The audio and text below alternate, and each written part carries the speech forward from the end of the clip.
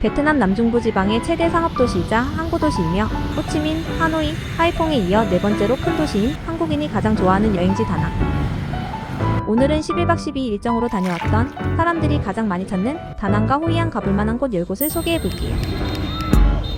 처음에 소개할 곳은 다낭 한강의 아름다운 야경을 보면서 유람선 투어를 할 수 있는 곳입니다.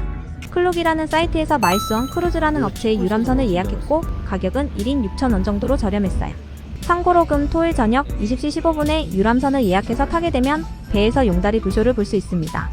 유람선 타는 곳은 한시장 부근에서 걸어서 20분, 택시로는 3분 정도 걸리고 티켓을 교환하는 곳에서 예약 문자를 보여주고 티켓을 교환하면 됩니다. 탑승 시간이 되면 안내하는 분을 따라가서 배를 타면 됩니다. 배에 타면 다양한 음료나 간식도 주문할 수 있는데 생각보다 가격이 저렴했고 커피는 너무 써서 별로였지만 아보카도 스무디는 맛있었어요. 자리마다 물과 과일을 챙겨주고 배가 출발하기 전에는 전통춤 같은 것도 보여줘서 가격 대비 괜찮았어요.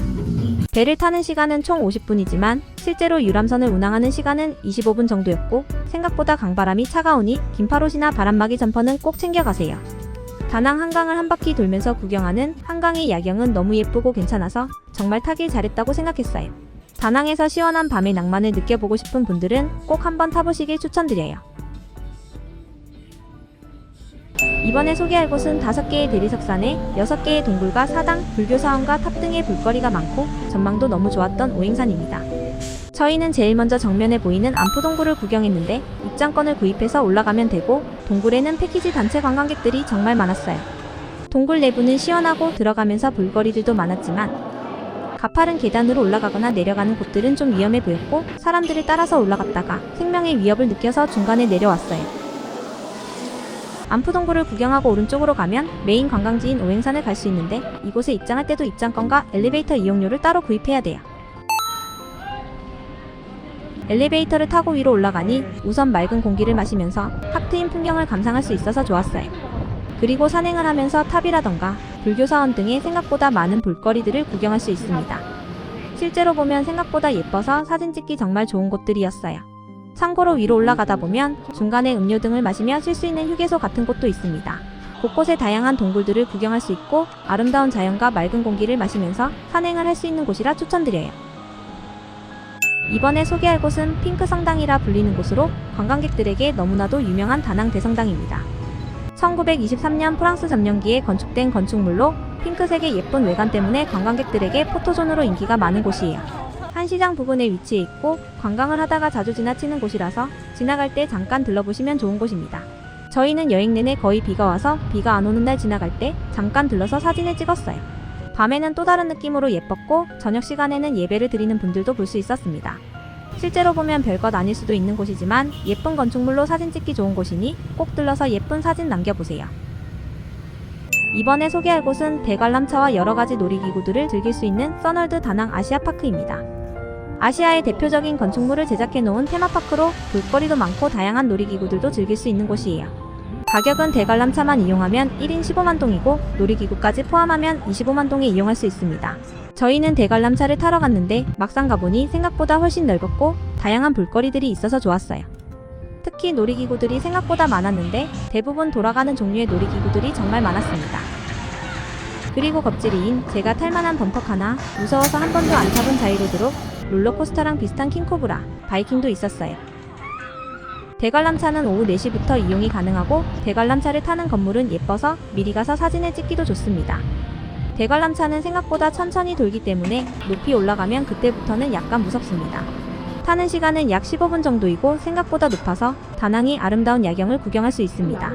그리고 롯데마트가 가까운 곳에 있어서 놀이기구나 대관람차를 즐기고 롯데마트로 쇼핑하러 가기도 좋은 곳이니 같이 방문해보세요.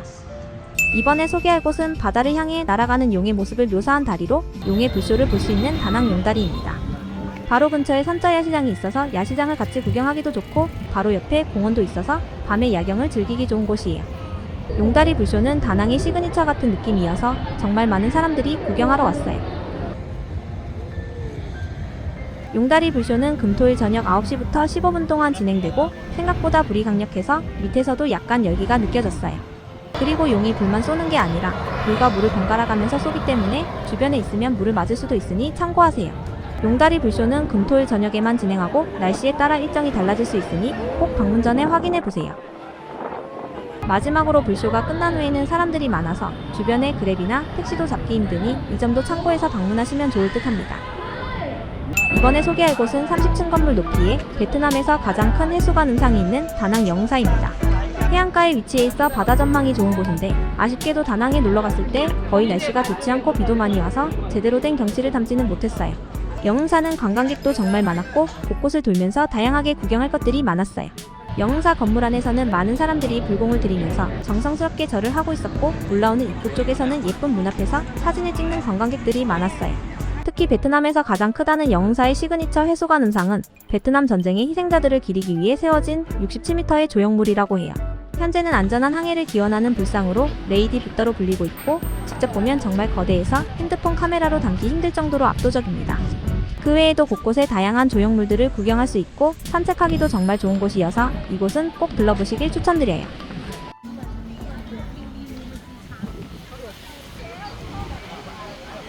이번에 소개할 곳은 호이안 안방비치 쪽에 있는 바구니베 투어입니다.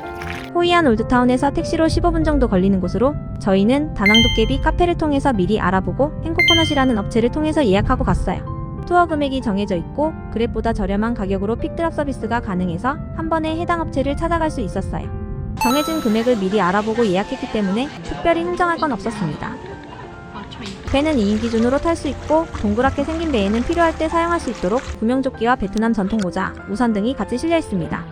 배를 운전하시는 분들은 모두 친절하셨고 투어 내내 중간중간 계속 사진도 찍어주시고 한국 노래도 불러주셨어요. 중간에 힘든 것 같아 팁을 드렸더니 더 잘해주시고 재밌게 해주셨어요. 배를 타고 가면서 이국적인 경치를 감상할 수 있고 중간에 돌아오는 구간에서는 한국 음악에 맞춰서 특별한 쇼도 구경할 수 있습니다. 배를 타는 시간은 40분 정도로 가격에 비해 생각보다 오래 체험을 할 수 있고 가성비가 좋은 투어여서 호이안 방문하시면 꼭 들러보시길 추천드려요. 이번에 소개할 곳은 호이안 올드타운 소원배 체험입니다. 우선 호이안 올드타운을 간단히 소개하자면 15세기부터 국제무역항으로 번성했던 곳으로 동서양의 독특한 건축 양식이 잘 보존되어 있어서 유네스코 세계유산으로 지정된 곳이에요. 호이안 올드타운을 가게 되면 이국적인 예쁜 건물들과 거리들을 구경할 수 있고 저녁에는 정말 예쁜 밤거리를 구경할 수 있습니다. 야시장 쪽에는 사람들도 엄청나게 많아서 평일인데도 축제 같은 분위기가 물씬 풍겼어요. 구경하면서 기념품도 구입할 수 있고 맛있는 음식들도 먹을 수 있습니다. 그 중에서도 방송에서 많이 소개되었던 수봉강 소원배 체험은 필수인데요.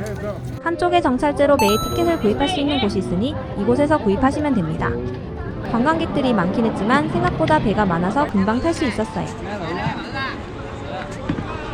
소원초는 따로 구입해야 하는데 많이 알아본 결과 개당 1만 동 정도면 적당한 것 같습니다. 배를 운전해주시는 분은 정말 친절했고 투봉강의 아름다운 경치도 구경하면서 예쁜 사진도 찍을 수 있었어요. 저희도 소원초를 강물에 띄우면서 2024년도 새로운 한 해의 소망도 함께 띄워봤습니다. 20분 정도의 짧은 시간이었지만 정말 특별한 체험을 할 수 있는 곳이라서 소원배는 꼭 타보시길 추천드려요. 이번에 소개해드릴 곳은 올드타운 소원배 타는 곳 부근에 있는 내원교입니다. 1590년대 일본인이 자신들의 거주지역과 중국인 거주지역을 연결하기 위해 만든 다리로 베트남 2만 동짜리 지폐 뒷면에 나와 있을 만큼 유명하고 대표적인 명소예요.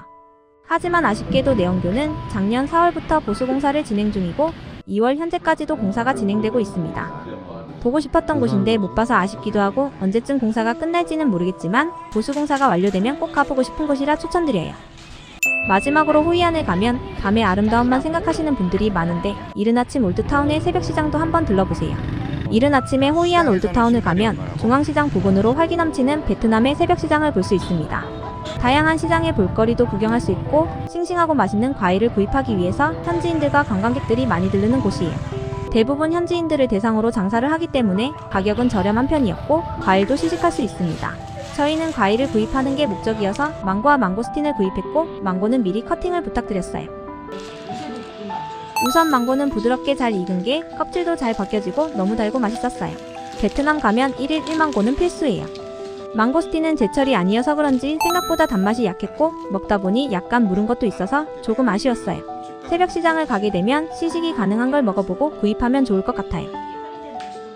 오늘 여행 영상은 어떠셨나요? 오늘 소개해드린 곳 외에도 여행 내내 비가 와서 못 간 곳도 있었고 일정이 빠듯해서 다음을 기약해야 하는 곳들도 있었는데요. 다낭 여행을 준비 중이신 분들에게 조금이나마 도움이 되었으면 좋겠고, 다음 영상은 다낭 여행에서 지냈던 숙소들을 소개해 보도록 하겠습니다. 지루한 일상에 지쳤을 때 여행 어때?